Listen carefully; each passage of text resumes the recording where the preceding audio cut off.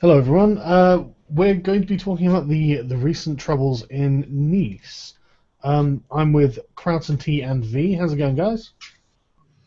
No, it's going great, I guess. I like seeing that the religion of peace pacified another city. Yeah, they've definitely been very peaceful all over again. Have we confirmed that it was in fact a Muslim driver? He's called Mohammed, so Okay. Okay, fair Well, enough. I've seen reports from the Daily Mail today saying, oh, he wasn't a real Muslim because he ate pork, drank alcohol, and beat his wife. But beating your wife probably makes you more of a Muslim, to be honest. That's not wrong. how you judge a Christian. He wasn't a real Christian. He had sex before marriage, and Hey. Yeah, yeah, he yeah, killed. that's exactly how it works. And I love the idea that it just honestly it reminds me of the Crusades, where people who were fucking terrible condemned criminals would go on crusade to get themselves into heaven. It's okay if you're going to do something you think will clean your soul. Anyway, so what was the most what was it in particular you wanted to talk about with this V? Um, well, for me, it's a bit shocking that terrorist attacks used to happen like once every year, right? And now there's been, I understand, in France there has been 7 in the last 18 months. And they're quite gruesome, and nothing is being done about it. It's the same cycle. It's like, let's change our Facebook avatars. Let's understand that the real victims here are the moderate Muslims, who are going to be suffering from a lot of hate from the right wings. Yeah. And then everyone starts to pray for the city or Jesus Shardi or whatever, and life goes back to normal until the Well, next. the pray for Nice hashtag was pretty much a farce, if we're being honest, because most of the tweets that I read under the hashtag were along the lines of, okay, with what kind of prayer? Allahu Akbar. It's Yeah, it's Um, a lot of people who are fed up, and they're trolling the hashtag now because it's. Yeah, I mean, with all this, honestly, I'm a bit jaded about it these days. I'm just, well, I mean, they're telling us why they're doing it. They're telling us what exactly they want, and these people are congregating in radicalized in mosques that are preaching radical Islamic teachings. I mean, we know exactly who's doing it and why they're doing it, and nothing's being done. So I'm just like, well, what am I supposed to say? You know? What, yeah. what should be done, by the way? Well, first off, we could start about by bloody fucking talking about the topic in the first place. I mean, we're not even talking about it without being Oh shouted yeah, down. the public dialogue in the mainstream media is a thing of just incredible. I don't even know how to describe it. It's just so bizarre that we're I mean, I've been seeing like Sam Harris and Majid Nawaz on podcasts and TV appearances where like they're finally getting to the point where they've realised that the regressive left is going to block all discussion of this. They are never going to interact on it, and it's weird. I mean, did you see Sam Harris on Dave Rubin recently? They only uploaded that an hour ago, didn't Oh, they? was it only an hour ago? Christ, I was just scrolling through my videos. I didn't realise it was so recent. Okay, you haven't seen that one then. Yeah, and I still. He seems genuinely amazed that there is the sort of regressive left act in the way they do. It's just incredible. But yeah, there's not going to be any serious mainstream conversation with these people. So I mean, it looks like it's going to have to be people like him talking to the right wing. Do you know what's the main concern of the left now?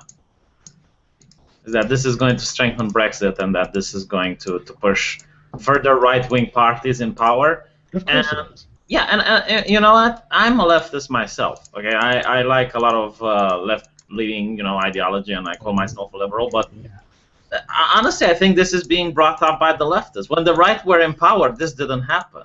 I mean, even in the George Bush administration, I really hate the man. I think he's one of the worst presidents that were in America during my lifetime. Um, and this wasn't happening. You did have terrorist attacks, but they weren't this frequent. And why is no one blaming the establishment then, for this? Like, Because the establishment kind of created that narrative. I mean, the obnoxious phrase "not all Muslims" was pretty much started by the Bush administration and with Tony Blair. The emphasis back then was, okay, we're not at war with the complete Islamic world, we're just at war with a few Muslims, and always saying, oh yes, the vast majority of them are not like that, and we're just fighting a minority. And this narrative has seeped so deep into the consciousness of the political class that it's hard to chisel it out of there. I'm not against the idea that we're not fighting against all Muslims, because clearly, for instance, the Muslims in Romania that study medicine, they're not the ones that are doing terrorist attacks. I just spoke with one, and he is really against it, and he's just as appalled as I am. Now, let's be honest here. It's nothing more but a hollow phrase to shut down a conversation. Yeah, exactly. This is it. It's just conversations. And not only that, but it seems to me that any criticism of Islam, not Muslims, but the actual ideology, is used against people. I show you something. This is something very interesting, at least from my perspective, which was when this is how Al Jazeera English covered this about 12 hours ago. So at 1 in the morning, when the news started to break, and they kind of covered it almost as if it was a traffic accident initially. Oh, yeah, it's like truck kills people, and I'm like, okay, so are we dealing with the Transformers now? Did Optimus Prime turn into truck mode and started killing people? Because this is exactly how the news broke out. And this is from a hangout I did then. Hazim is a Syrian refugee and a friend of mine, and he went through Arabic media for me. And this is Al Arabiya. This is one of the biggest Arabic news networks in the Arab world. And it literally, it doesn't literally say traffic accident, but it really insinuates that this was a traffic accident. Yes. Arabic media kind of saying, oh yeah, traffic accident. I've loved the New York Times the most. Their headlines are consistently. I put one in the sides if you want to share it. Okay. Just literally, they're calling a truck attack. A truck attack. As if the truck is a lion or something. Crocodile attack or alligator attack at Disney World. Truck attack in Nice. It's like, look. Well, yeah, if you say it's not a gun attack. It's a mass shooting. Yeah, but can you imagine, like, even if it was a mass shooting and it would be, as you said it, like gun attack kills. Yeah, exactly. I have to, however, honestly say that there is something to be said for mentioning specifically that it was a truck, because this terrorist attack amongst all the attacks is really unique. It is, but they're phrasing it in a really bad way. Yeah, they are. But and it's really, honestly, I'm finding it quite hilarious, and it's so absurd that I'm constantly reading the same headline, "Truck Attack," and it's just like, it's just like fucking. Have you read the details that were recently released about this?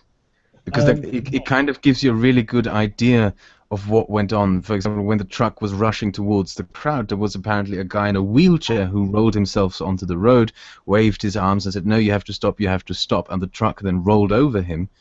And then it seems like a lot of the people who died trying to stop the truck. Yeah, there was like the guy who also tried to open the driver's door. And, because he didn't know what was going on. Yeah, he managed to get under the wheels of the truck because of it. Jesus. But the only way to stop a bad guy with a truck is to have a good guy with a truck.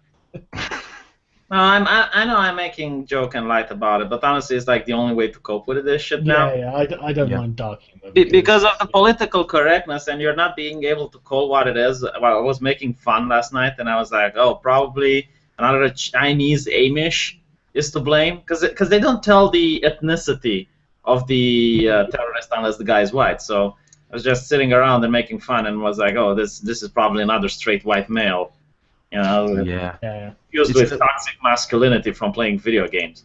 Humor is the best coping mechanism for the difficulties of life. Yeah. Life is like Belgium; you have to march through it. The thing is, people forget as well. If you're in Western Europe, I mean, this is an actual danger now. That this will actually happen to you, and so I'm sorry that if it's dark humor. Well, I'm sorry, But living in Western Europe means I'm the one living in the problem zone at the moment. Do you know what the as French far as Prime this Minister said goes. about this? You know? Sorry to interrupt, because it If we has something... deport terrorists, they win. No. No, he did say that. He No, said it's that. he said that, but that's not what I'm talking about. It's something exactly what Sargon said, and that's why I went to interrupt him to strengthen his point. He said that people in France just need to learn to deal with terrorism, to cope with it. So no, they should take measures to protect themselves. Yeah, I mean, just it is resign completely then. rational to do this. Like fucking resign then. If you're not capable of defending the people that elected you, and you're the prime minister, then you're fucking useless. Yeah, what do you mean like people should deal with terrorism? You're not like in Britain and you have to deal with the fog. It's not a meteorological thing. It's it's yeah. I mean, I don't want to have to impose more authoritarian measures. I really don't like the idea of it. But if 80 people die in a day, yeah, dude with a truck, it's like one attack per month. Yeah, 50 people are still in critical condition, by the way, life-threatening. Oh, because that's not bad enough already. Thanks, Grant. Well, it is the news about these things are just coming out. To be honest, 10 children are amongst the victims. This was a family event, for Christ's sake. This wasn't a concert. This was a family event. Oh, by the way, at the concert, I found out some news that the French people suppressed information, and apparently the victims at the concert were tortured. They were fouled. The women had their vaginas being stabbed. There was a guy who had his balls being cut off and stuffed into his face. Like the doctors going there, they came out puking from what they saw. And the whole thing was kept under wraps because, well, you don't want the public to know. And apparently it was used for ISIS propaganda material. Like they filmed it and they streamed it live so that people from ISIS can use it as propaganda. It's insane, isn't it, man? And this is the thing that I don't understand, right? This isn't like Al-Qaeda, where you don't know who these people are, you don't know where you can find them, blah, blah, blah. It's like, no, this is the ISIL state. Like they have a state now, they have an army, you know where they are. You can go find them and kill them. Sometimes violence is the answer in this case. Well, I don't really see any other option. I mean, these people are hardly going to negotiate. So, I mean, what could be done other than... I mean, okay, drawing Muhammad, fine. Let's fuck our freedom of speech and not draw Muhammad and whatnot. But now no one drew Muhammad. The thing is also, when you look at the last attacks, the Charlie Hebdo attacks were carried out by two men who traveled to Yemen to get weapons-grade training.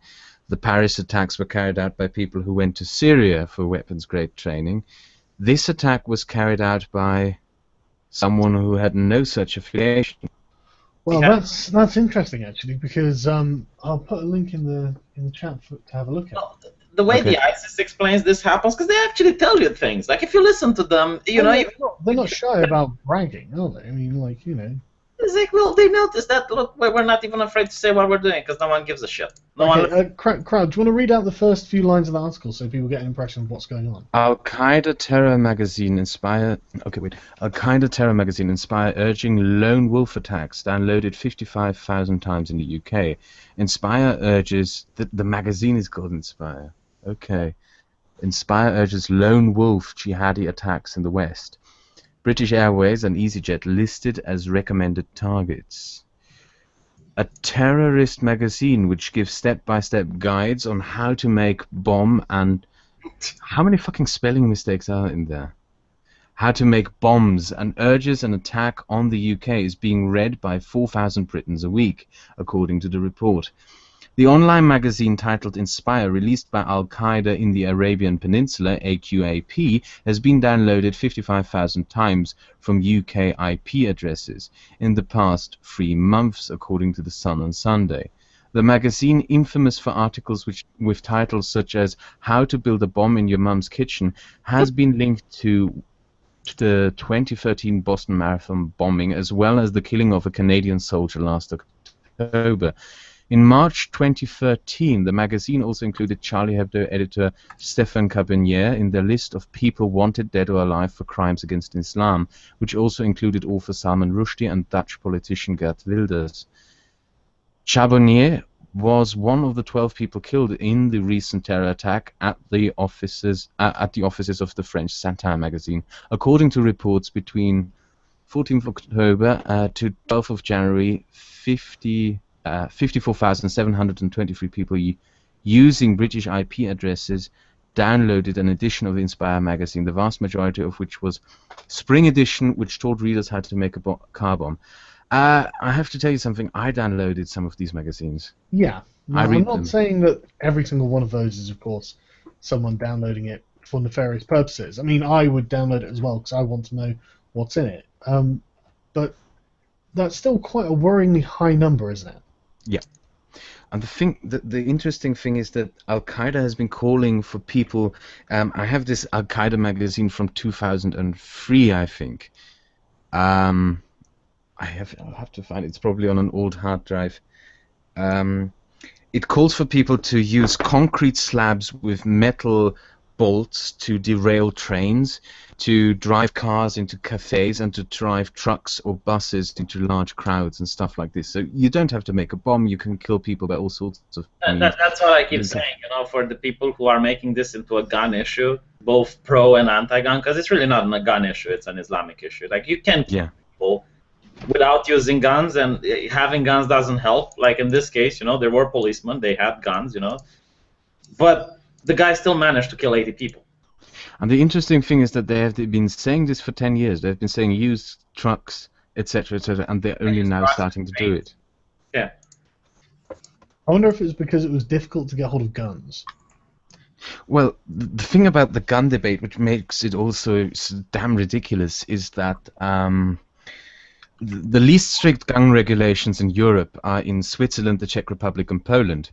Now, you could say, these three countries, they had no terrorist attacks in the past 20, 30 years, and you could easily just say, okay, that's because they have less strict gun regulations. Because Britain, which has the strictest in Europe, has had terrorist attacks. But France also doesn't have... France also doesn't have that strict gun regulations, if we are honest. And the thing is, it's like V said, it's a Muslim issue, because the Muslim population of the Czech Republic is what? It's 0.09%. Yeah. In Poland, though, isn't it?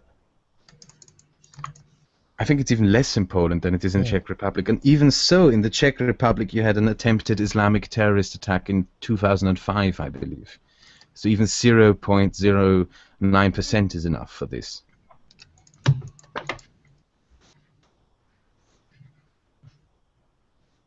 It's fucking disturbing, man, because the thing is that, what does this lead to? What does it then justify, How many of these do you have to have before the majority of people are in, the minds of SJWs, far-right people who just want to kick Muslims out? I mean, how long are you before you're at that point?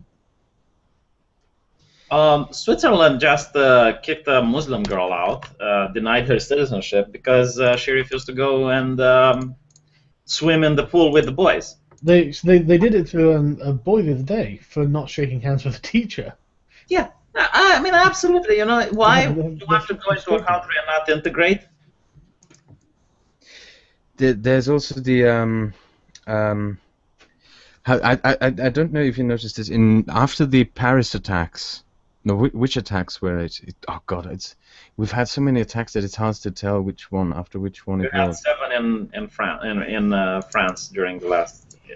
I think it's the November attacks. After the November attacks, the Austrian Parliament decided that all religious institutions in the Republic of Austria who receive financial support or investment from foreign countries have to be shut down, and that it is illegal to finance religious institutions in their countries with foreign assets. This was one of the first reactions. Unreasonable. I mean, you think it's unreasonable? No, I am asking why would that be unreasonable? Why? Oh yeah, well, the Saudi state is essentially financing the constitutional case against that law because the law was essentially designed to shut down every single Saudi mosque in Austria. Oh, But the thing is, this is a legitimate question. I mean, why do they have a right to open up Saudi mosques in Austria that are promoting Wahhabist, fucking, basically radical versions of Islam? I mean, why do they think they have a right to do that? I would just ban Wahhabism, to be honest. It's not I mean, a question. It's not a question that Wahhabism might lead to radical Muslim. No, it does. Like, look, we know it does. Yeah. You know. Well, yeah, I have to say, however, that even Nazism also is kind of a nasty ideology which leads into a certain way. I wouldn't ban Nazism. I wouldn't ban Wahhabism. You know, I live in a country where ideologies are illegal. But you know, I don't want to criminalize anyone who says like I'm a Wahhabist or something because you know there are lots of different reasons for that. But the setting up of institutions to propagate these ideas. They should become atheists anyway. It's not. No, honestly, it's not like it's a thing you can't go out of. You know, you need to radicalize Islam until people become atheists, like Christians did. At this point, it's hurting a lot more than helping. And you talk about Nazism, right? Nazism you can't force people to become atheists. No, you can't. You can shame them. You know, you can ridicule them. You can shame them. You can fire them. Like they do Christians. You know, I don't really want to go that far with it, to be honest, man. Well, I guess we're different. I guess. But I think. Go on. The thing about Wahhabism is that we know from intelligence reports out of the BND, the German intelligence agency, that it is actively funded by Saudi Arabia. That the people, the kind of organizations that send people to fight for ISIS, actively funded by Saudi Arabia. And I'm not joking. Every time a bomb goes off, you will find Saudi Arabian money, or at the very least, a Saudi Arabian mosque that was frequented by that guy. And I'm still waiting for the Saudi mosque to just appear in this attack right here. And you have to keep in mind that's globally. That's when secular bloggers started getting murdered in Bangladesh, you found out, okay, they didn't have that 20 years ago. Why is it happening now? And then you see, okay, 20 years ago Saudi Arabia started financing Wahhabism there. There's a case to be made for this kind of foreign funding to be shut down. Yeah, I totally agree, and it really does seem to be a very just specifically ideological thing. You know, Someone said it's like, yeah, shame people who disagree with me because that will work. Look, if you disagree with me by the fact that drawing Muhammad should not get people killed, then yeah, I'm going to shame you for that shit. It's not even about shaming, to be honest. I mean, how often can we have an honest debate about this? How often we can't have the fucking debate about this? We're unable to talk about the ideology causing this because whenever you bring Islam up in any discussion about this, you're immediately shut down with, oh, you're a racist, or you're a bigot, not all. It's. Well, I know how to deal with the not all. You say, look, there's the liberal Muslims, the ones that hold the laws of the state about the religion. Then you have the moderates, the fundamentalists, the ones that just practice it and don't try to bring it in other people's business. Then you have the ones who understand their religion, the Islamists, the ones that aren't violent, but they do want Sharia law, they make Sharia patrols, they shame women for not wearing burqas and whatnot. And finally, you have jihadists. It's very nuanced, and it's not all Muslims. It's just the jihadists and the Islamists that we should have problems with. Or we start talking about the most important and relevant issue of the current year and the current century, the Crusades. Yeah, but what about the Crusades, though? Yeah. Seriously, I mean, have we considered? I mean, they do call us Crusaders, so that they must have some relevance to this conversation. Well, that says more about them than it says about us. It just says that they're fucking stuck in the 12th century. Yeah, the fucking. If you even look at the Crusades, it's not like they were unjustified. Like, no, that's the thing. Peaceful there, and all of a sudden those Christians were like, you know what, we need to conquer them in the name of the law. Well, the more important thing is if you compare battles fought by Crusaders to battles fought by jihadists, you will find that the Crusaders are outnumbered, what, 100 to 1 or something? Because It is Islam. something ridiculous. I've seen the video that everyone is pointing to. To be honest with you, that video does leave off quite a lot of Crusade battles. I'm not talking about the video. I'm talking All about right. a picture. Okay. Yeah, I think the picture was taken from the video. But either way, it is true that there have been many, many more Muslim battles than Crusader battles. No, but the thing is, like, Muslims were incredibly warlike. You know, they were a nomadic tribe in the beginning, and they were just as aggressive as the Christians, and they were very successful at their wars. And you know, one can argue that the Crusades were defensive wars against the spread of Islam. They were defensive wars. There's not even you can argue. That's what they were. So, mind if I stop screen sharing? Oh yeah, no, go ahead. Okay. yeah. So basically, the people who are against the Crusades is like, what? Did you want whole Europe to be Islamified? Because this was the result. You know, if they would have conquered Byzantine, then they would have gone through the rest of Europe. You know, they would have conquered Western Europe as well. Well, they did. I mean, you know, they got to Vienna for Christ's sake. They conquered Hungary. They conquered your country. Yeah, they conquered Spain. You know what, right? One of the most disingenuous things I ever hear is the Battle of Tours, right? When people say, oh, well, you know, it was just a raiding force. And it's like, listen, right, in the Dark Ages, 80,000 men isn't a raiding force. And they moved their capital to Narbonne in France. That's not what you do if you're just raiding. For the love of God, stop saying it was a raiding force. It was an effort of conquest. I mean, they'd garrisoned a bunch of cities, for Christ's sake. You know, Charles Martel basically spent his whole life kicking Muslims out of cities. That's what he did. It's like, oh no, it's just, sorry, I'm going off on like, this is just something I argued a lot on historical forums a few years ago, and it was just like, no, dude, it's just, it was obviously a mission of conquest. That's all Islam has done. You know, and don't fucking make it. I hate this religion of peace shit. You know, look at their flags. They're covered in scimitars, for fuck's sake. You know, for Christ's sake. And it's funny that we are forced into conversations about things that happened 600 years ago. But just obvious denials of reality, you know. Religion of peace, why have they got swords on their flags? You know how I would fix the Muslim issue? I would force all politicians to read the Quran. Like that's the way you fix it. It's like, oh, it's a religion of peace, right? Read the Quran. The thing is, it's not that they don't understand that Islam is obviously violent, but I think a lot of it is done for political capital. I would take them on a tour of Africa. Well, yeah. That's the thing. I'm sure that they know that Islam is actually retrograde, you know, and like a regressive force in the world. But they're doing it for the politics of it, because there are so many middle-class virtue signalers who wouldn't hear a bad word against Islam, and by extension, in their minds, every fucking Muslim who lives, as if criticism of the ideology is criticism of people, you know? Mate, hold on. That's why they do it. Okay, let's assume you're in it for cash and power, right? And you're like the scrupulous man ever. Don't tell me that after you see 7 terrorist attacks, you see crime on the rise, and you realize, holy shit, I'm doing all of this. And even the most indoctrinated people might still have second thoughts about it. I'm not saying they don't, you know. I mean, what do you think Merkel's thinking right now? Yeah, I wonder. I mean, Jesus, did that person come in the migrant crisis?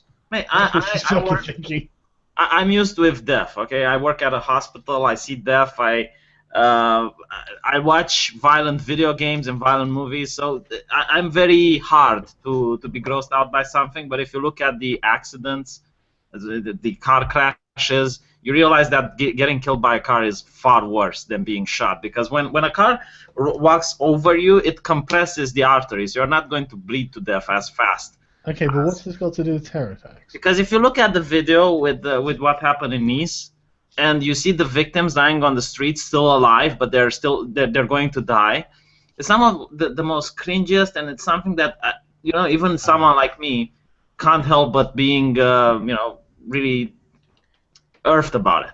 By the way, the border was shut down. That was big in German news today. The German-French border closed down for the first time in 60 years. Jesus, really? Yep. Who closed it? The German government. Because I'm sure that I saw a thing of Holland saying that he's going to close the border and all this. It's like, yeah, maybe you should have done that before they got there. Well, maybe you should have closed the border to Hungary. Because I mean, this is exactly what ISIS was saying. They said they were going to send people in the migrant crisis. You know, I don't know how this guy got his stuff, but it's like, I mean, we can pretty much guarantee that there are plenty of jihadists in Europe at this point, can't we?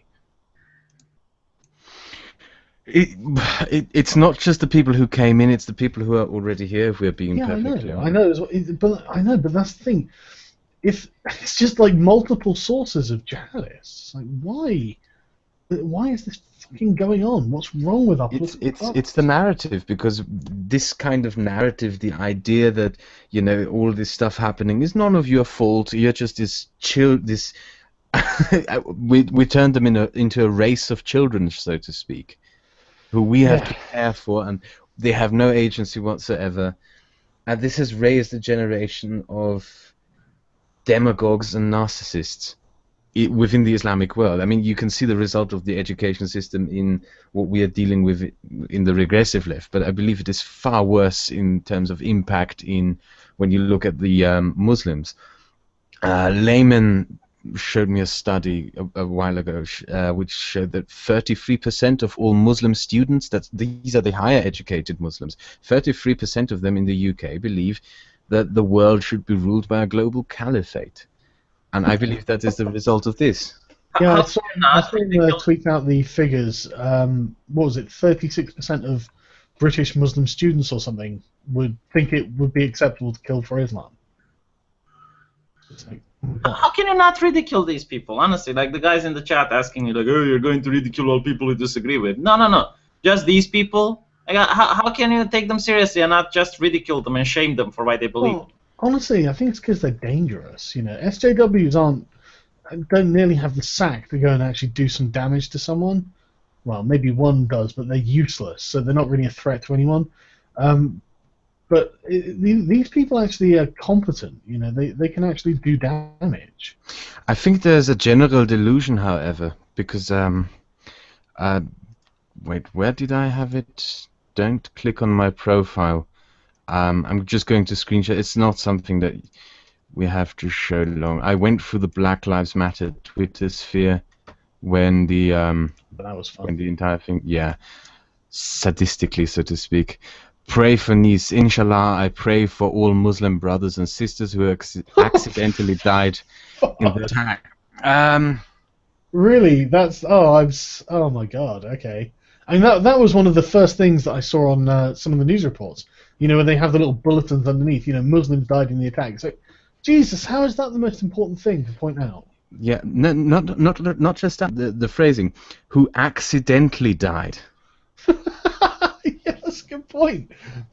But it was an accident, though, wasn't it? Because I mean, surely you didn't want to kill felons. No, her point is, okay, hey, there were some Muslims there who mistakenly got killed because Muslims getting killed, that was bad, but the rest, fuck the rest. Yeah, the kids and, you know, everyone else who died. Someone asked in the chat if I think there's going to be a terrorist attack in Bucharest. I honestly doubt so, because we don't take as many Muslims here, and the population is really against them. Like, the Romanian politicians have no problem calling what the problem is. You know, it's like Islam. But they also don't have interest in Romania, because Romania isn't like a major force collaborating with Israel or anything like that. And it might be a terrorist attack, but if it is, it's probably like a lone wolf or someone, you know, that reads something from. Yeah, like, I think so too. I suspect it's probably someone who's downloaded something. And, radicalized themselves, basically. A better question is, like, why don't you see so many terrorist attacks in Russia? And I think it's because Russia retaliates. No, that's because Russia had them in the late 90s and early 2000s. Russia was a fucking jihadist hellhole in the late 90s. You had bombs going off almost on a monthly basis. You had the Beslan massacre. I'm sure you remember that. I don't actually. What was that about? The Beslan massacre was in the Caucasus, where a group of Islamists took an entire school hostage and murdered 100 school children. And the Russians essentially decided, okay, we're just going to send half our air force and half our army down south to that region where the Muslims live, and we're going to flatten it. and they flattened it essentially. And Not that stopped the terrorist attacks? not exactly. Yeah, pretty much. They flattened the place. I mean, the human rights reports out of that war are fucking monstrous if you read them. And after they flattened it, they put a loyalist puppet in charge of the place who now runs the place and clamps down on everything. I'm not saying what they did is good, but the thing with the human rights pisses me off. It's like, where are the human rights condemning Saudi Arabia for what happened? You know, when there's a terrorist attack, you don't see the human rights coming out and blaming fingers at Saudi Arabia. Oh yeah, that's right, because Saudi Arabia is on the Human Rights Council. Like they run the thing on the UN. The thing is, more authoritarian there are various more authoritarian countries which have problems with Islamic extremism. But the thing is, they don't mess around, they don't joke around, they just get to the core of the matter. China, for example, its solution was pretty much what did they do? They banned the hijab for women under the age of 40. They banned wearing beards for men under the age of 50 in the Islamic regions. And you remember the one-child policy. In the Muslim region, which is Uiguristan, or however it is called, the one-child policy didn't apply for ethnic Chinese, but did apply for ethnic Muslims, for ethnic Uyghurs. So more authoritarian countries, they don't give a shit about such debates about human rights. They just roll over the thing. I don't particularly want to see our countries become like that. Neither do I. That's the thing that worries me, is that on the horizon a backlash is coming. Yeah, the problem is when you're too okay with such things, you know, you get what happens now. You know, one terrorist attack every month, and the question is like, what rights are you willing to let go in order to stop this happening? Yeah, I don't think you can keep all the rights you have now and make everyone happy without and ending the problem at the same time. So I think you're right. I mean, look at Japan. You know, they ban all the mosques in public. What Kraut said, you know, the forbidding Saudi Arabia to sponsor mosques. Like I said, I'm not strictly against that, to be honest. I don't see there is an inalienable right to build a religious institution in someone else's country and pump out fucking pro-radical propaganda. I don't think I've got a right to set up some atheist institution in Saudi Arabia and start pumping out atheist propaganda. If they want to refuse me the ability to do that, then it might also be questionable in terms, you know, Austria as a republic, it has a constitutional separation of religion and state, and you know the government should not really dictate what is, shouldn't be involved in enforcing certain religious law or whatever.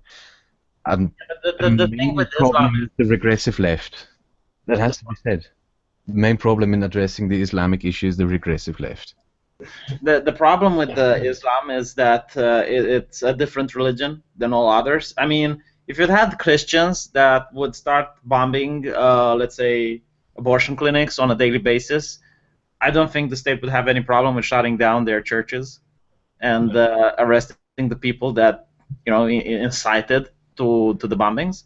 But when it's about Islam, no one gives a fuck. I mean, you had the imam in Orlando who said that, oh, we should kill gay people because that's okay. Was he arrested? Was he deported? No. And I think it's all down to the desperate attempt to pacify like the Muslims who already live here. I really do think that it's pandering. I stopped screen sharing. Those were just stupid fucking tweets. Yeah. I went a lot through Arabic Twitter with some Arabic-speaking friends, and they essentially, Habib told me that 20% was praising the attacks, 30% was weird conspiracy theories, like the Jews did this, the Iranians did this, and the rest was condemnation. Yeah, the Muslims here are not any better. I saw Muslims tweeting on German Twitter that, yeah, the terror will end once we have exterminated the Jews. It's kind of funny seeing people in German talking about the extermination of the Jews again. Well, I have to give it to them. I mean, that's what them and the Muslims have in common. Both of them want to exterminate the Jews. And they have been quite consistent on the old Jew hatred as well. So it's just, and it's amazing how like the student union in Britain, right? The National Union of Students elected some Tumblrite woman to be their president, and immediately she starts ranting about anti-Semitic shit. It's just like, Yes. Didn't she say that the University of Birmingham is a Zionist institution? yeah, a Zionist stronghold or something. It's like, what the fuck are you on about? Jesus. Yeah, I love that woman because she furthered. That's a bit off topic. She furthered the National Union of Students in the UK had an LGBT. It used to be just the LGB organization. She enforced the adding of letters. Then she enforced that a symbol would be added, and she enforced a that was months ago in their Congress. I don't know what it's called. A kind of law or whatever, a doctrine or whatever you may call it, that white gay men can't suffer from homophobia because of male and white privilege. Yeah. White gay men have recently lost their oppressed status. So, don't think this is set in stone. You know, might not always be oppressed. Maybe one day a black woman will be arguing for the rights of the white man. You know that Black Lives Matter actually want white people to get away from their rallies and only come there if they pay for reparations. I'm just starting to get really disgusted by these people now, by Black Lives Matter, because... What's laudable about them? I have not seen any one of them that I would even like to have a conversation with, really. Yeah, they're the kind of people you would hide children from. It's as simple as that. I just feel like, look, you're a bad person, and you're lying to everyone to cover up the fact you're a fucking bad person. That's just seems to be what it is. You know, I'm tired of it. I'm really fucking tired. And these fucking middle class virtue signalers go, "Oh, I'm so oppressed." Oh, shut your fucking mouth. You know, if you're at a university, you can strike yourself off the oppression list forever. For fuck's sake. I wonder how the SJWs can defend this shit after they see like the movie with people moaning and groaning on the streets after being. Hashtag not all. Hashtag Islamophobia. Well, The Guardian did that. The Guardian sent. Have you got a link? The Guardian. You saw the reports the Guardian made about Charlie Hebdo and the Brussels attacks, didn't you? No, I forget. Okay, the Guardian, after Charlie Hebdo, they sent this Arabic reporter of theirs who, I may say, when you look for Twitter, has some really weird views on Jews. And, yeah. Coincidence, nothing to do with Islam. Yeah, nothing weird and out of the ordinary. And they sent her to Paris to cover Charlie Hebdo, and her report essentially was, "Je ne suis Charlie." You know, we are not Charlie. France is mean to Muslims.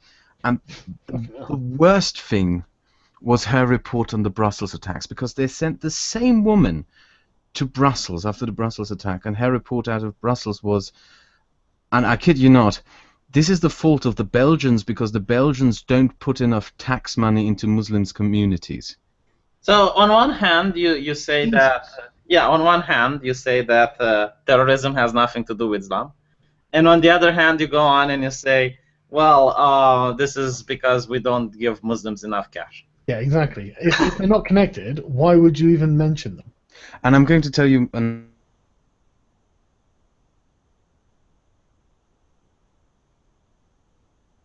Tunis, because genetic Arab, regressive, who likes to talk about Black Lives Matter on Twitter, and is essentially the Guardian's terrorism expert. Or at least chief fan. Did you see the Channel 4 report on the Brussels attacks? No, I haven't actually. That was the worst, because they essentially there was one Muslim victim in the Brussels attacks, and they focused their entire report on that single victim. Nobody else, just that victim, nothing else. And they'll probably do the same with this one, you know. I mean, literally, as soon as they find out who the Muslim people who are killed by accident are, they'll do exactly the same, you know that. You know, usually in my country, it's like they find out which one of the victims were Romanians and they focus on that. But they'll do the opposite in this one. They'll find the Muslims who were accidentally killed just to prove this guy wasn't a Muslim. It's like, look, I'm so sick of people saying this person isn't an X. this is all Muslims say to each other when they disagree. They all say they're not Muslims. You know, so it's like, look, you saying that, it's like a feminist responding to criticism by calling you a misogynist. Yeah. It's yeah, okay, yeah, I know that's your default position, but we're going to assume that there's something more to it than that, okay? For fuck's sake. You know, I'm looking at Huffington Post, and if you Google Huffington Post Islam, you will see so many articles, like Christians should accept Muhammad as the true prophet. Christians should convert to Islam. Christians should convert to Islam? Why the fuck would you? Yeah, because Islam is the true religion. Like, just Google Huffington Post Islam. Like, these people are not even Islamic apologists. They're now like literally trying to promote Islam. And have you got a link to it? So I'd like to see that. Just Google. Yeah, I can't find it though. Okay, let me.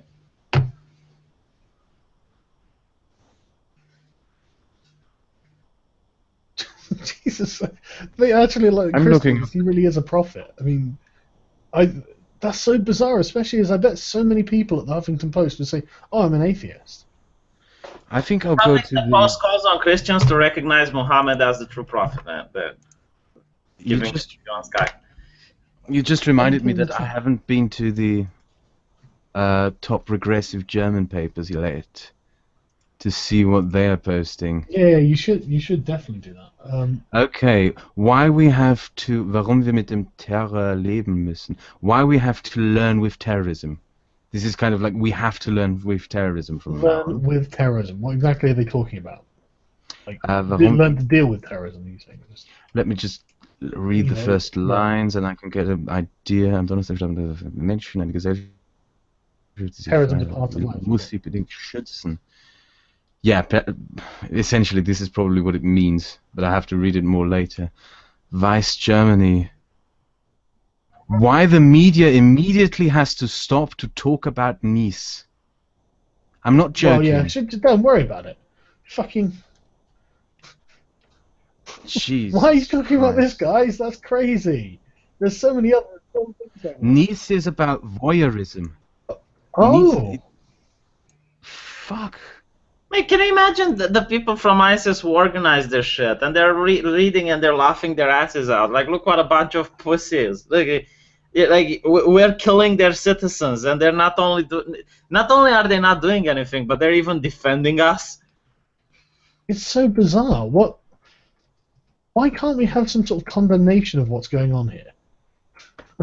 Look, I even made a video today. Hold on, let me find the article because it's really interesting. You have an American general who was at the Defense Institute, and he got fired because he refused to. He used the word radical jihadist. And basically, this guy, right, has 5 years experience and years in the field, and they don't care. They fired him because he wasn't nice. But that's not even that's not a controversial term. Radical jihadists is, I mean, that's just a descriptive term. They are jihadists. They're totally radical because they want to ruin the entire. They want to change the entire system. How is that not? Let me share the screen so you guys can see it, right? Okay, can you see my screen now? Yeah. Yeah. So the military fired me for calling our enemies radical jihadists, and this is in July 9. This guy is apparently going to run with Trump. Trump wants him to have him as a running mate. And he used to be at the head of the Defense Intelligence Agency. So 2 years ago, I was called into a meeting for intelligence, and the director of national intelligence, and after some niceties, I was told that I was being let go. So the guy asks if his leadership is being put into question. But apparently not, because they say if your leadership was being put into question, then we would have fired you right there and then. So it's just that instead, yeah, objecting to, well, it's just literally the use of radical Islam, is it? Yeah. And this happened in 2012. I knew then it had more to do with the stand I took on radical Islam and the expansion of Al-Qaeda and its association movement. I felt the intel system was way too politicized, especially in the Defense Department. After being fired, I left the meeting thinking, here we are in the middle of a war. I had a significant amount of combat experience, nearly 5 years, against this determined enemy on the battlefield, and severed at senior levels, and here it was, the bureaucracy was letting me go. This is almost like the Stalinist purge, where they let go of highly trained, capable people just because they don't follow the party ideology. Well, that is what it reminds me of as well, and it's there's just something so perverse about it. It's like, these people want to kill you. I mean, they want to kill you. They want to kill innocent people, and dead. You fucks. Like, they're not playing around. I'm almost about to vomit right now because I'm reading partially through that German article on Vice Germany. Yeah, do you want a screenshot and do some translating? God, I don't know if I'm good enough of a form. Just to give us a rough indication of what is being said, I guess. Screenshot so people can verify. Okay, the chain of horrible terror attacks is not stopping, and there's almost a set of events taking place whenever these happens, media debate, blah, blah, blah. In the public, you always have the same reaction, and the collective reaction is, of course, completely natural. And because it is natural, maybe it is wrong. Sorry, why is it wrong, then? What's wrong about it? Bei all den Diskussionen darüber, welche Reaktionen... By all the discussions about what reaction might be all right, more surveillance, airstrikes against the IS or Al-Qaeda, more combat against Ursachen, more combat against combating the reasons for why it happens, meaning, combating the radical mosques, etc. Yeah. Nobody ever talks about the closest solution, or the best solution. Why don't we just ignore terrorism? Yeah. Warum ignorieren wir den Terror einfach nicht? Why don't we just ignore the terror? Well, okay. Let's give them the benefit of the doubt of the strongest interpretation of the argument. There is the argument that terrorism is designed to provoke you.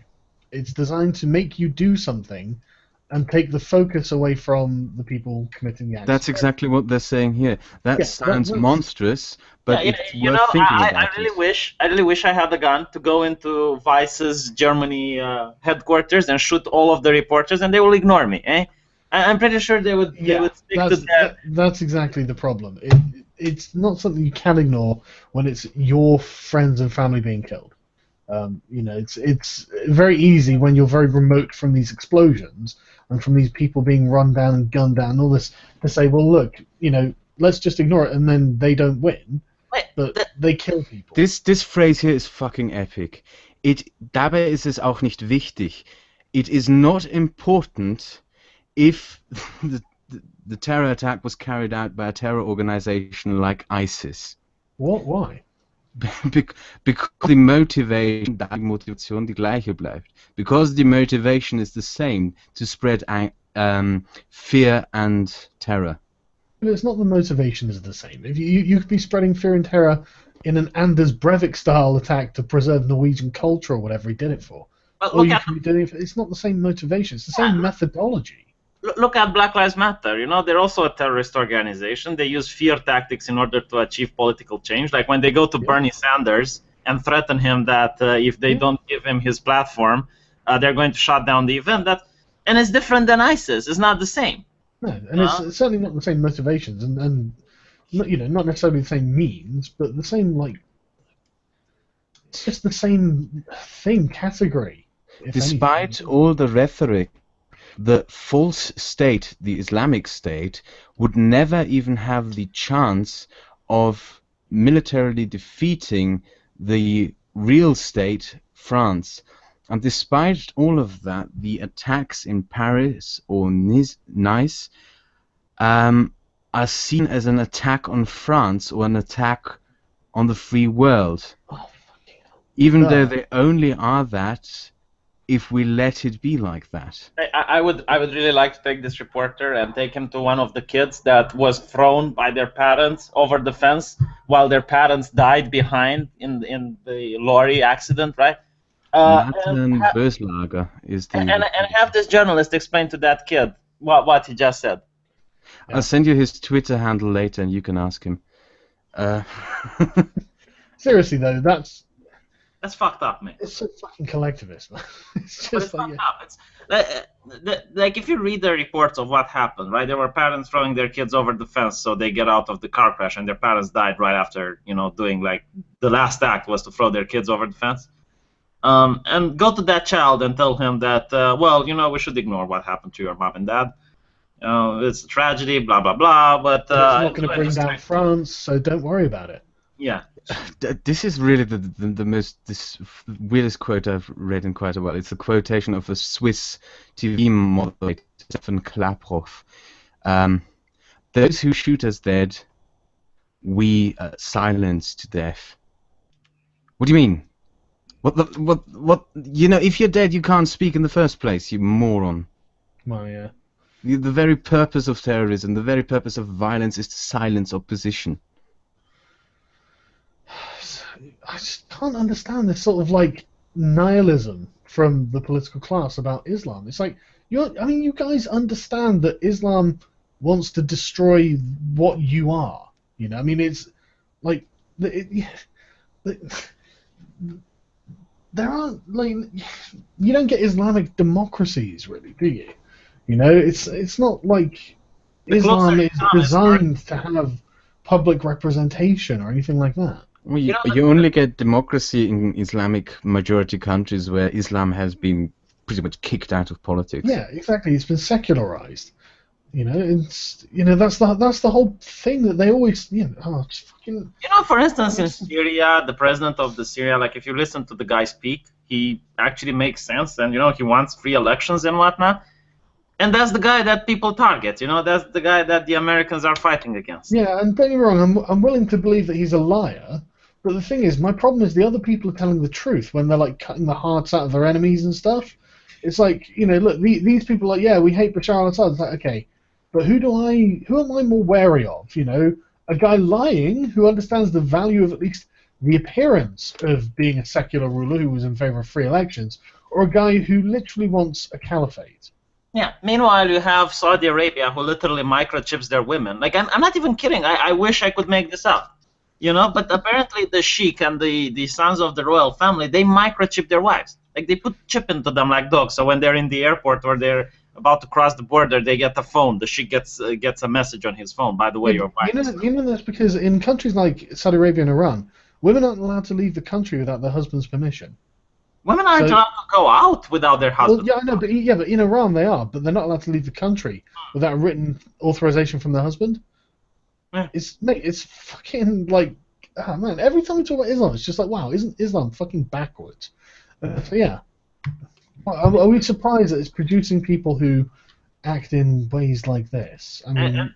And it's like all civilizations are the same. Oh no, fuck off! Go live in Saudi Arabia for a month and then come back at them. Like they actually whip you if they catch that you have beer in your car. If you have any sort of alcohol, the punishment is public flogging, 100 lashes. And I love when people say, well, there are lots of good Muslims. Like, yes, there are lots of good Muslims in spite of Islam. This is the thing. They're not like, if they were following the actual rules of Islam, they'd be much worse people. These are the people. I'm sure they don't want to do all of this, and yes, we should obviously not punish them for anything. But the silent majority doesn't get involved when there's an actual crisis. Man, honestly, it's shocking that all the people who are supposed to be against Islam are so quiet. Like you have the atheists who should be really hammering down against Islam. Oh no, you've got PZ Myers whinging about me on fucking his blog, man. Yeah. Fucking Me and the Amazing Atheist and things like that, isn't it? It's like, and Crow. It's like, yeah, PZ. There's nothing more important for you to be talking about. Did you see his blog post about the attacks? No. Have you got a link handy? No, I don't have to show you a link because it's one phrase. It's literally a one phrase. It's not a joke that I'm making. It's stop killing people. That's all he wrote. Oh, brilliant! I mean, well, we're safe now. Let's be honest, though, it's a sentiment we can all get behind. You know, nobody, apart from the Islamists, want people to be killed. So Yeah, but it's still an empty statement. yeah, it's I completely posted the pointless. link to the guy who wrote the obnoxious article in the side chat if you really want to contact him. But I guess he will block you. No, I'm good. I know that. No, I'm used to these types of people. Honestly. Yeah, It they're doesn't just- bother me. I'm curious if they're being paid. Honestly, I don't think they're just doing this. Vice the Germany kindness of had the- severe financial problems, and in recent months, all they essentially did was translate English articles into German and publish those. Of course they are. Who the fuck would want to read that garbage? Honestly. So yeah, what from here? What Salon.com has to say about it. Nothing good. I'm still screen sharing. Oh, by the did way. you see what the Young Turks had to say about it? I don't No, what did they have to say about it? Be nice. Be nice, and we need to be more empathetic and sympathetic, and we need to understand that sometimes you have a guy like Hitler and you need to go in and kill him. But other times you have the example of America, who helped rebuild Japan and helped rebuild Germany, and that's how we can win, by rebuilding. And I'm like, yeah, okay, Cheng, but you know, America nuked Japan and almost destroyed Germany before helping them rebuild, and also they did that with Iraq. Didn't go very well. And these people are worse than Hitler. Like, Hitler didn't used to behead people, you know, didn't used to pull out the hearts of his enemies, didn't used to lock people in iron cages and set them afire. Oh, do you mind screen sharing that article? An attack on all of us. The France horror has shaken the world, but terrorists will not destroy our humanity. Okay, now Lunacy hang on, and horror has. hang on. Before you go any further, that is a lot more balanced than I would have expected from Salon. I mean, let's be honest. Let's give them credit where it's due. That is not, by any stretch of the imagination, the worst headline they could possibly have written. I mean, I was expecting something epically regressive, and that's a surprisingly level-headed thing to put. Sorry, go on. I just wanted to get out there. Salon, you can not fuck things up when you try to not fuck things up. Just for the love of God. But yeah, sorry, Karen. I was just looking at who the author is. Lunacy and horror has ripped apart our sense of security. The only answer is to stand in solidarity, and we are. It's happening again. More death and carnage and horror in the streets of a major city. Something I have to say here. The thing about the Nice attacks is Nice isn't... You know, people expected it to happen in Marseille or in Paris, but nobody expected it in Nice. Yeah, it's not exactly a prominent city, is it? Nope. This time it happened in Nice, France, a beautiful city on the French Riviera, where people from all over the area had to come down to the famous Promenade des Anglais at the beach to watch the fireworks celebrations of Bastille Day, the day the French people come together to celebrate their country. A madman? No. An Islamic extremist. Yeah, let's actually not go for the madman angle, because I, like with Anders Breivik, you know, I don't think these people are mad. I think they're fanatics. Let's look how the journalists are spinning it, because there's no guns now, so they can't. And instead they're spinning it with the Brexit and the right-wingers and Israel. Oh, really? What have you got something? Have you? Yeah, hold on. Oh, sweet. You screen sharing? I see the phrase lone wolf here again, and I hate Oh, that yeah, phrase. no. Okay, so a lone wolf has grenades. You know, like this is what these people don't want to understand, because the ISIS is actually explaining to you how they operate. They don't actually send their operatives to kill themselves. They established cells that then provide resources and financing to citizens of that country that are Muslims. So they're training French Muslims, they're training German Muslims, and they're telling them how to do these atrocities. You know, Here's something that sticks out for me. Muslims were easily accepted into American society for many decades, even as they kept their own religious traditions. Until 9/11, no one saw anything threatening about them at all. That's changed, sadly. Now we That's have a bit of a people big being statement. Jesus. profiled, investigated on airplanes for writing mathematical equations that some passengers didn't understand. Okay, Madam Heverdiggy Patron, or whatever your fucking name is, I know some of you Americans have difficulties understanding that concept, but there are places in the world which are not the United States. Okay? And the kind of Muslim immigrant you get in the United States is the one that can afford the plane ticket that goes there. There's a reason why the NASA mission to the moon had an Egyptian running the geology department. This was a guy who had the education, acquired it in Egypt, got the money through that education to emigrate to the United States. The Muslim migrants that we get in Europe are nothing like that. No. Neither are the Muslims who are blowing themselves up in sub-Saharan Africa, in India, in... Well, saying that, a lot of them are middle class, but yeah, probably, I mean, maybe doctors, I suppose. You know, something that pisses me off is when the Americans go like, oh, it's not okay to racially profile them. Like, look, it's not something we do on a normal basis, but due to the recent terrorist attacks that are happening once every month, we need to now have some sort of, you know, ways to deal with it. I just don't understand how they can say, oh, well, it's not okay because look what it happened and blah, blah, blah. It's like, yeah, well, you know, people are on edge. You know, I think it's worth distinguishing between the migrants and jihadists, actually. I don't think that the migrants really are the sort of prime material for jihadists. I think they're coming with their own set of social problems because they come from dysfunctional societies.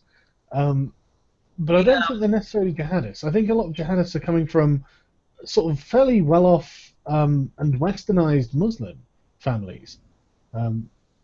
No, it's the problem is that you can't differentiate between Islamists and refugees because.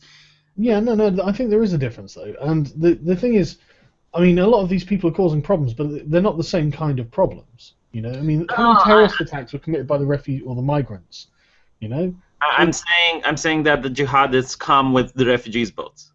Yeah, I think they definitely blend in. Yeah, but we also have a problem of homegrown jihadism. And I think that a lot of that is pretty much middle-class people. Yeah, they are. They actually are. It's surprisingly like you would expect to see people that are uneducated, but no. Yeah, but no, I think it's them rationalizing how they're not good Muslims and stuff like this, and you know, some sort of emotional guilt trip or something like that puts them in this frame of mind. So look at this shit. CNN analysis uses Nice attack, Israeli politics, Brexit boosting, and the far right. So she goes and says, it's a problem they can't get a hold of, and what worries me is that this is going to turn European politics very far to the right.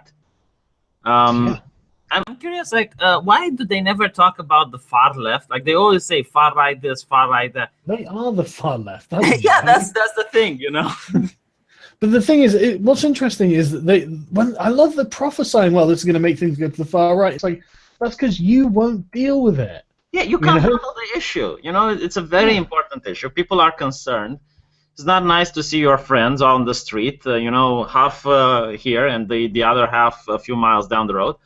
Not something nice that people want to see. So if you're not dealing with it, they're going to choose someone else who deals with it. Isn't it interesting to watch how conservative parties all across Western Europe are currently really in trouble because of the right essentially taking their votes away, whilst conservative parties in Eastern Europe are firmly established and not in trouble at all from any far-right movements taking away their votes, because the conservatives in Eastern Europe, from Poland to the Czech Republic to Hungary, firmly take a stance against Islamic immigration. Yeah, my country as well.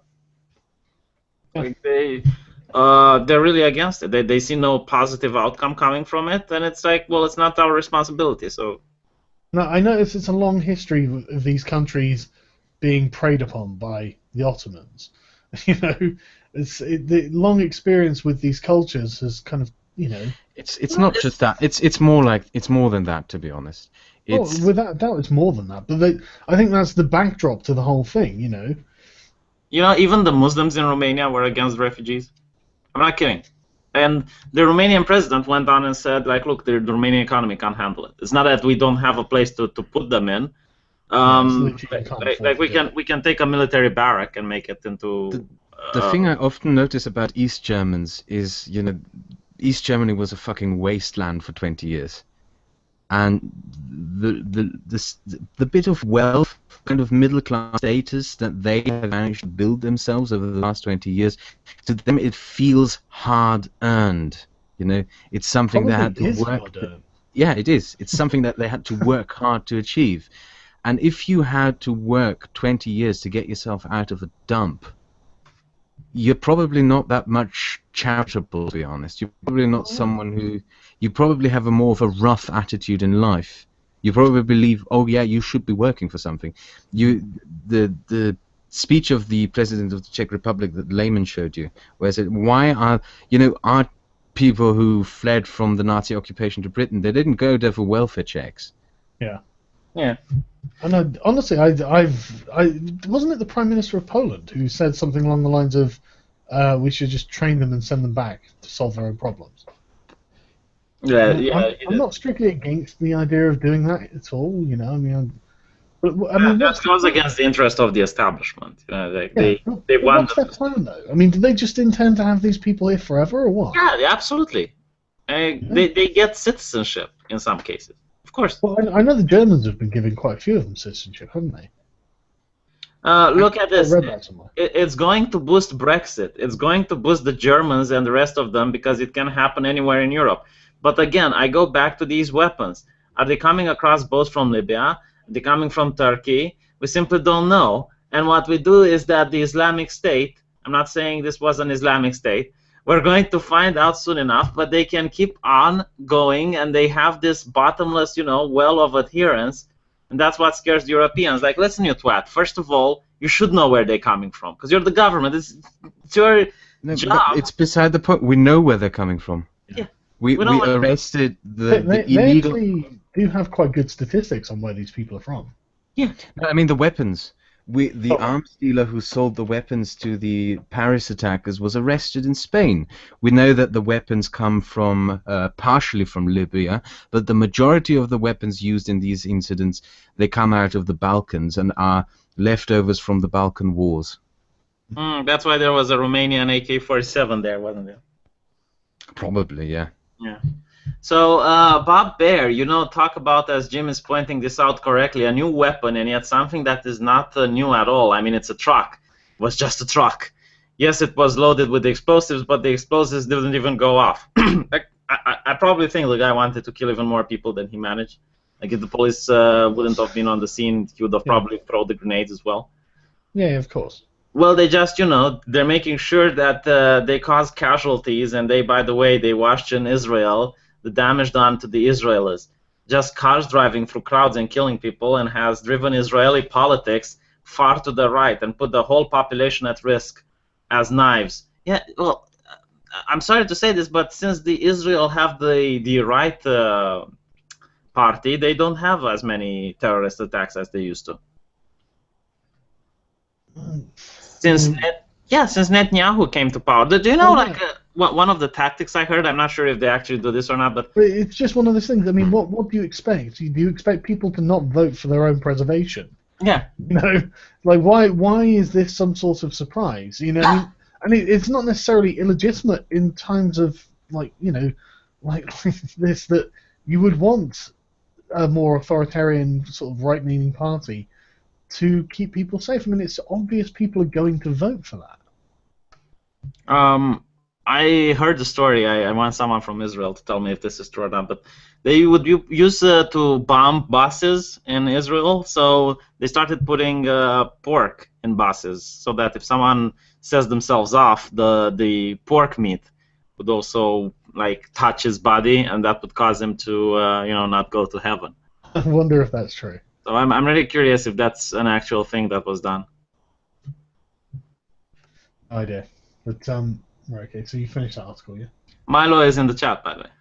Who? Milo Yiannopoulos. Is he? Yeah, the Greek. Yeah, no, that's a fake account. It's a fake account. Fake Milo. Going back to if they can't get guns, they move to trucks, and they keep on switching tactics. The main thing for them is getting people that are determined to do things like this, and there are a lot of people like that in France. I mean, the French, by the way, have really cracked down over the last year. I mean, they've been profiling, going after people, and making raids, putting tons of people on things, listening on the phones. but these people are very disciplined, and they do not talk on the phones, and that's why they can get through and attack something like Nice. Yeah, well, you need More to take the word of importantly, the Islamic State. That's what you need to do. Like, you know where these people are located. It's not like a terrorist organization that's hiding out there in the world. No, they're very organized, and they get their money from Saudi Arabia and ISIS. That's where you need to go. and honestly, it's not that hard to get a firearm in Europe. It really isn't. Yeah, people do overestimate the gun control laws over here. It's more there's a lack of the will for it. Most people in Europe don't really like guns. I don't like guns. No, I don't. And It's a different gun culture. It's a different gun culture. It evolved out as a military and militia culture, and They kill people. It's not. Yeah, I mean, there's a sporting shop near me that sells shotguns. I could go get one if I wanted, but I don't particularly want one. What would I do with it? That's not. Sorry? What would I do with a shotgun? No. Exactly. Let me just put it like this. This is probably the biggest difference at all. When in the United States kids learn how to shoot a rifle, their father or grandfather usually takes them out in the woods and teaches them how to hunt. My grandfather taught me how to shoot a rifle by teaching me how to assemble, reassemble, disassemble it, and how to goose step. And so you had the Nazi teaching you how to kill people? Yeah, my grandfather told me that the rifle killed Russians, but I had to do military parrying and shit like that. Jesus Christ. The thing is, I don't think there's anything inherently wrong with owning guns, but... Now, this is the difference between our cultures. We have a militaristic gun culture, and the Americans have a hunting, pioneering gun culture. It's also a collection culture. It's like, like you have Americans saying they have guns for self-defense, and they have like 25 guns, and like, what are you stocking up for? The zombie apocalypse? ISIS are coming, apparently. Yeah, there's more justification for it these days. Well, a gun culture is better than a rape culture, I guess. Oh, well, yeah, I suppose so. Isn't the shotgun for people who can't shoot for shit? It's for bird hunting. Yeah.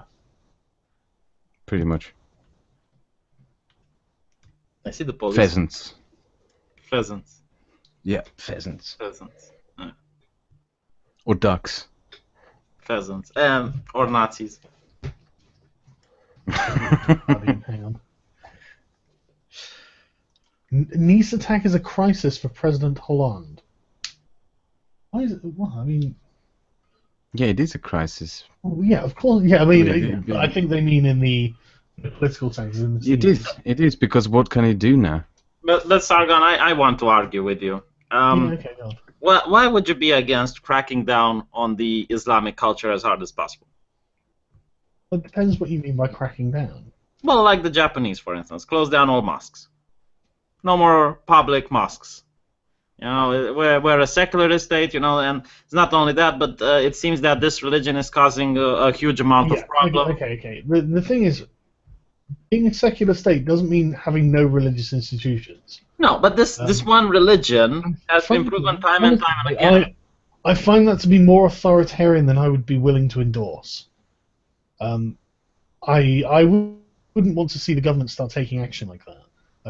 Ones that are, specifically spreading terrorist propaganda and inciting people to commit violence. Okay, fine, they're inciting, but if it's one that's not doing anything wrong, then. But let's say the Westboro Baptist Church would be a major. I think it might be worth pointing out that I'm not going to shed a tear if that does happen, though. It's not something I'd argue for, but I wouldn't, and I would argue against it. But I'm not going to be unhappy on an emotional level if it happens, I can see the argument. I can see the argument for it being necessary and a good idea. But it's just going down a road that I'm not really very comfortable with and setting precedent. People are saying that I'm a communist and exterminate the inferiors. And look, Japan has did it. Japan has done it. Yeah, but I'm not sure I want to be like Japan. Yeah, but I love Japan, especially when you're a disgusting weeb. What do you want from me? Well, let's take Switzerland, for instance, right? They deported a Muslim woman for refusing to go Not into a following their pool. customs, yeah. That's a completely different story. Switzerland is Yeah. a confederacy where you have states that don't even have a separation between religion and state. So Yeah. it's They banned minarets on mosques as well. And no calls to prayer. See, Don't this mind. is the thing which pisses me off, because you're not able to fight on the same battle. Like, well, it's expected for the West to bend over to Islam, but if you Yeah. take Christianity to the Muslim world, they would not tolerate it one bit. Yeah, I don't mind asserting our culture. So you basically have to be tolerant to intolerant people. Yeah. And Well, that's the thing. I mean, I think there is a limit to that, obviously. yeah. I mean, I don't mind, like, saying you can't have fucking minarets on the mosques. Yeah, okay, you can't fucking have call to prayer crying out over your cities and various other things. That's fine, but I don't think people should necessarily be prohibited from practicing. No, they're not forbidden from practicing, but not definitely not in public. And I'm looking at well, don't we have a problem already with backdoor mosques? I mean, one of the problems that we have already is that we don't know what's going on in the mosques. That we handed the mosques over to the Saudis essentially.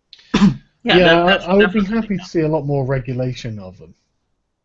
But let me give you another example of why this is a fucked up situation. It's very hypocritical. Turkey wanted to build one of the biggest mosques in Europe, in Romania. And the Romanian church said, yeah, sure, you can build it if you want, but we want to build a cathedral in Turkey. And Turkey didn't agree to that.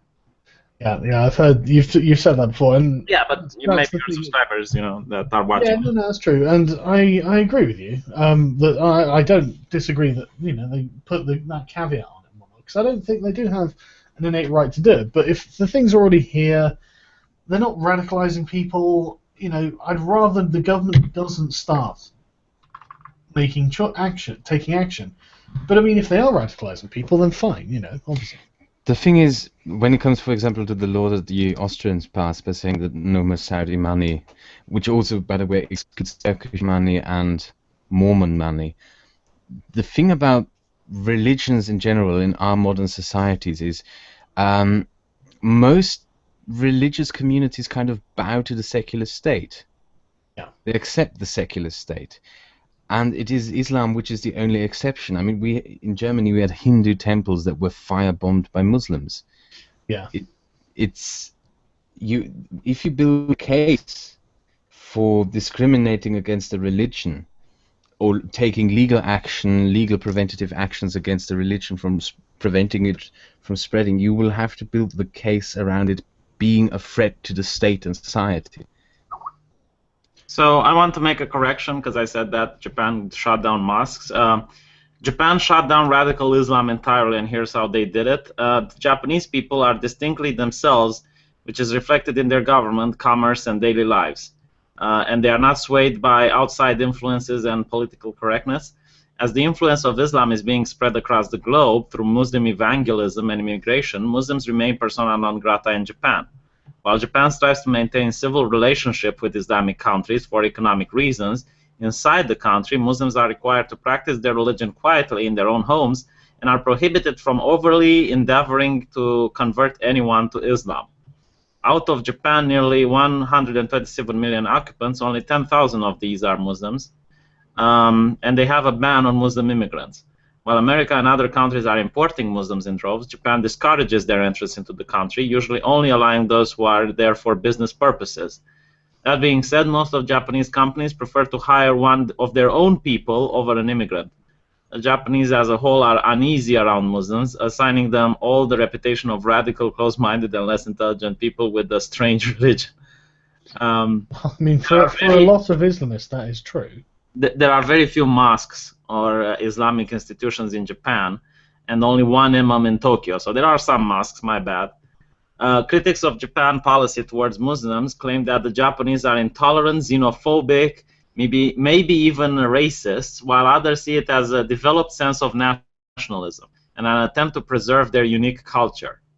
There may be some truth to both sides, which I think it's kind of rubbish. Like the Japanese had no problem in adopting Christian teachings, because the political response is that other religions like Christianity have also produced radicals with violent intent. That's judging a system by its misuse. A Christian following the Bible teaching will help and love others, blah, blah, blah. Judging a system by its misuse. The problem is the correct use of Islam is not very good. The correct use of Islam. That's the problem. The most literal, fundamental readings of Christianity cause people to fucking, go off and be monks who live in fucking rags. And this is the signature. This is the hallmark of Christian cults, like the really devout Christian sects. They live in abject poverty, and they spend their lives doing good works and fucking, this is the fundamental crux of Christianity, whereas it's not in Islam. It's in fact the opposite way. This is what I don't get. The pretending, as if, and it's just like Sam Harris says, as if all these religions are the same, and of course they're not the same. Drives me nuts. Yeah, the people who are saying Islam is a religion of peace probably never read the Quran. And they probably don't even know that the Hadith is also part of the religion. Yeah, and the Hadiths, I've only read a part of them, but they're so much more stringent, aren't they? They're basically like people who think of Islam, they think, oh, it's like the Bible, but instead of God, you have Allah. Like, no. Absolutely not. It's really not just the same. Like in your video, you're wrong, Cenk. No, you're wrong. Yeah. You're wrong. The idea that all religions are equal is a really stupid notion. Radical Buddhists set themselves on fire. They don't kill other people. Fucking damn. I think like the current Pope wanted to bring Islam and Christianity closer together. Oh, the current lunatic. Pope is an absolute cuck. There's just really... Yeah. I really liked him in the beginning. Well, that's because he was really good in the beginning. He was really good in the beginning, and then it's like... Then he started going full-on regressive, and it's like, what are you talking about? Why would we agree to any of these things? Do you think terrorists will start using Pokemon Go to target children? No. I'm not kidding. Like Hillary Clinton is using Pokemon Go to attract more children to her. To what? To fucking gingerbread cottage. I think what we're going to see more often is attacks carried out with trucks, bulldozers, and other such stuff. Yeah, I think we will as well. No, I think that the train is going to be. You already said. Like derailing trains with metal thingies and whatnot. It's probably going to be all manner of regular martyrs, who are just regular people who are like, you know what? Actually, I do need to do something for Islam. It's like, why? Can you imagine, like, if you derail a train, like, especially like a train Grand Vitesse or something like that, the one that go with 300 kilometers per hour, you don't even need to get killed. 100 at least. Whenever a high-speed train crashes, you have at least 100 dead. Yeah, and you don't even need to die in the process. You can just go there, you put your trap thingy, and then you fuck off. Yeah, well, the thing about terrorism is, especially Islamic terrorism in the early 2000s, a lot of the people who carried these attacks out were really stupid. You've had countless amounts of people who managed to blow themselves up. My favorite example is a gang of people in Yemen who wanted to blow up a US ship, and they took a boat and loaded explosives on it, and they put so many explosives on the boat that the boat sank. and I would have loved to have been there to hear the conversations that went on afterwards. Yeah. But we've long past that stage. Can you imagine how many terrorist attacks were actually failed because like they couldn't do them properly? Well, there's a guy who wanted to blow something up in the US, and the reason why he didn't and why the authorities noticed him was because he was a convert and he tried to circumcise himself or something, and he bodged it up and had to go to hospital, and they somehow found it out. Do you notice how, like, in the media, movies, entertainment, like, you don't have Muslims as the bad guys anymore? You used to have, like, video games where you would fight against, like, radical Muslims, or you used to have TV series. The X-Files made a video about some terrorists who blew themselves up. Like, the season 10 of X-Files, they had an episode. And the progressives hated it. They downvoted, saying, "Oh, it preaches a stereotype," and it's like, yeah, well, the stereotype was in Just for a myth reason. yesterday. There is an awful lot of Muslim terrorism going on, isn't there, guys?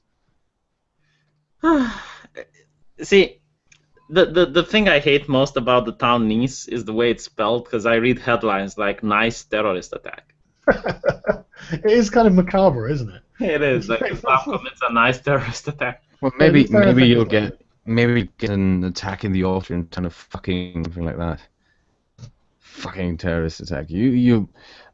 That's the other thing about the Nice attack, that it wasn't an obvious target. You would usually think they would go for the Republican debate, the Republic parade, which happens in Paris very soon, I think, in a few weeks, or something like that, like, permanent target. But no, they go after a small town. Yeah. And I live near Munich, and I'm about to move to a smaller city north, and I'm starting to worry, is the next bomb going to go off in Bonn? Is it going to go off in Hanover? In Toulouse? Well, what do we know about the attacker, other than his name is Mohammed? Tunisian French dual citizen, known to the police since 2010. No direct connections to radical Islamists, apparently. So Did he have a lot of Islamist literature? probably.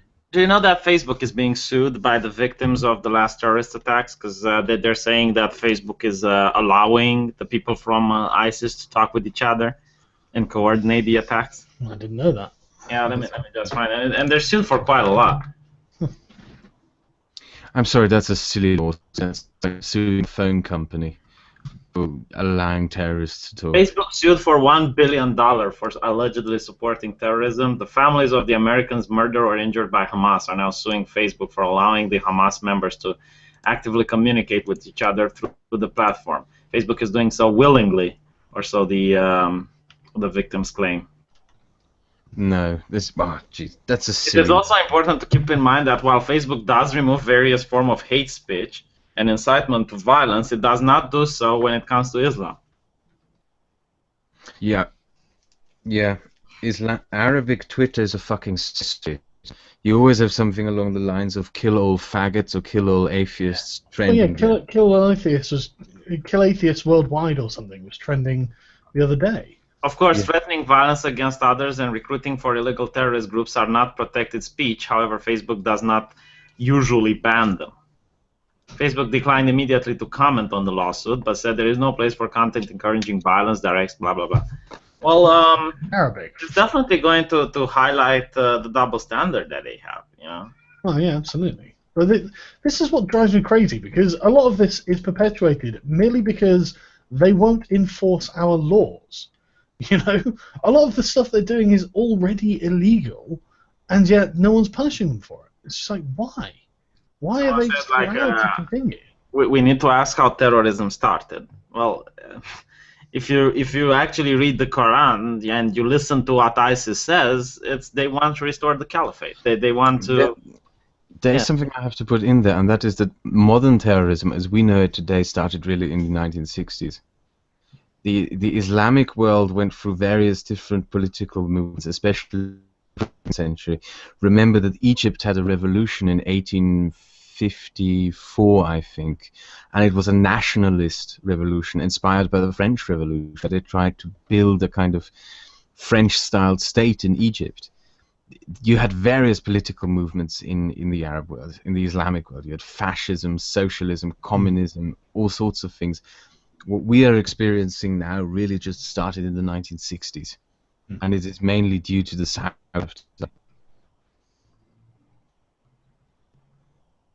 Yeah. Yeah. Right, you just cut out a bit there at the end. It's mainly due to the Saudis, yeah. Right, okay. So I'm just looking at the. Oh God, it's always the same fucking narrative. Have a look at this. He was apparently a quiet loner, as if he was an American school shooter or something.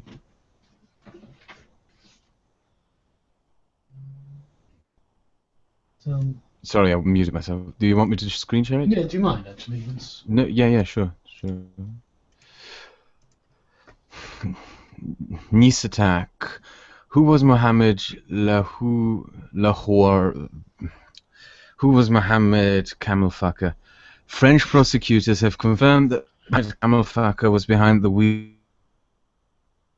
of the lorry that plowed into people celebrating Bastille on the seafront Nice on Thursday, killing scores of people. The 31-year-old Tunisian delivery man was known to police, but not previously linked to jihadist groups. A driver's license and bank card bearing his name were found inside the lorry by officers soon after they shot dead the attacker.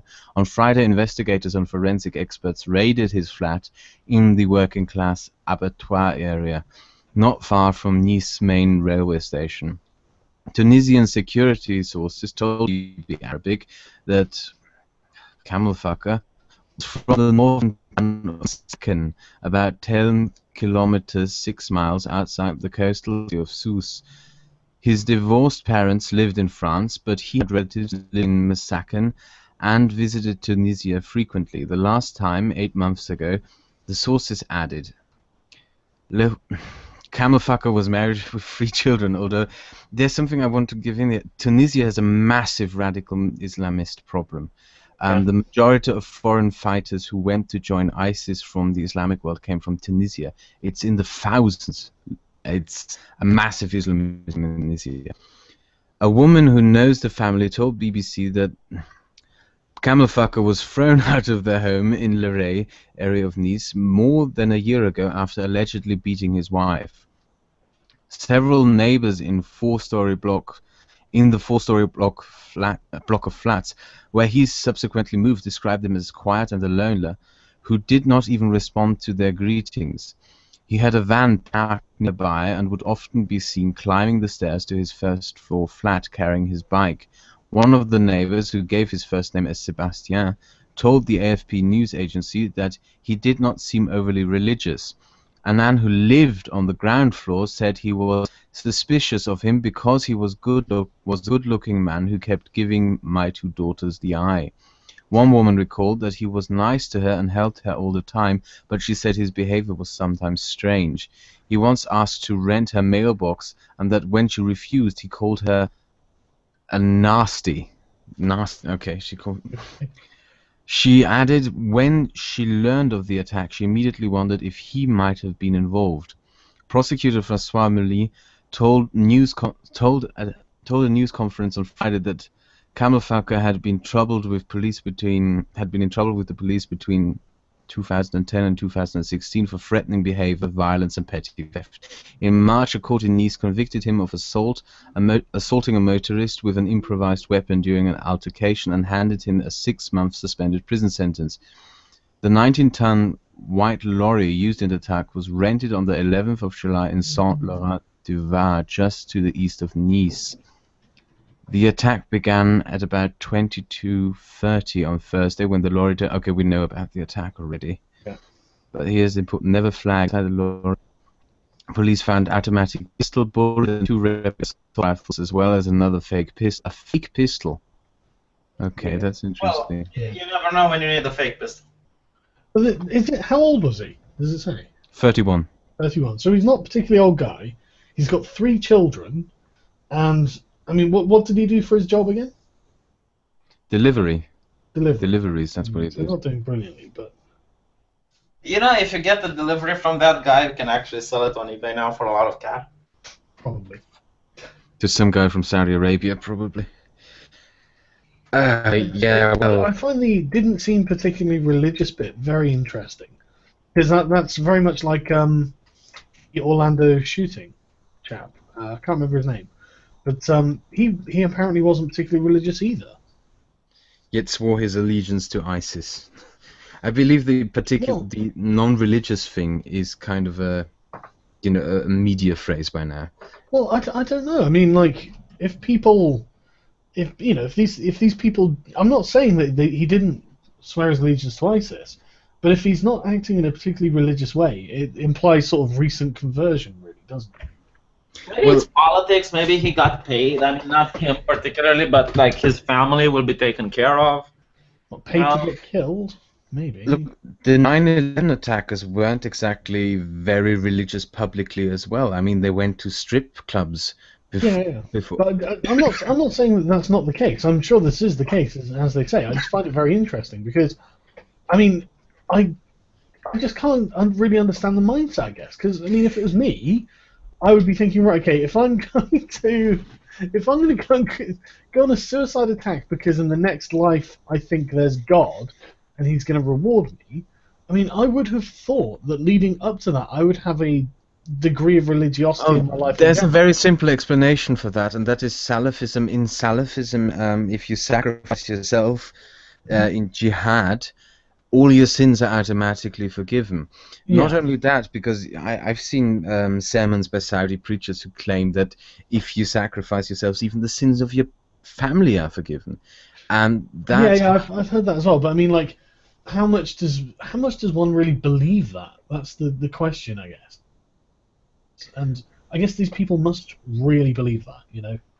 Well, it's No like doubt whatsoever. like not all social justice activists are, how should I say, really into it. Like, you know, Well, like no, Rob I know Chipman, what you mean. I'm pretty sure if you meet him on the street, you won't realize that he's really into social justice. Well, that's kind of what I mean. You know, normally you would think that these people would lead particularly religious lives if they thought this was all true. If you thought it was all true, why wouldn't you lead a religious life? Well, the thing in Saudi Arabia, you know, they had a wave of terrorist attacks in the mid-2000s, from 2004 to 2010, a lot of terrorist attacks. And in Saudi Arabia, you had this generation of people who, you know, went to Bahrain on the weekends, where prostitution and alcohol is legal, fucked around, drank around, and then came back to Saudi Arabia, where they had to be pious and be lectured on how evil they were and how they would be burning in hell for all eternity. And when they run into a cleric who tells them, okay, if you sacrifice yourself for jihad, all your sins are forgiven, that is a very, you know, if you really believe that you're going to burn for eternity, sacrificing yourself probably doesn't sound that much of a bad idea. Yeah, but what I'm just amazed. I mean, you know, it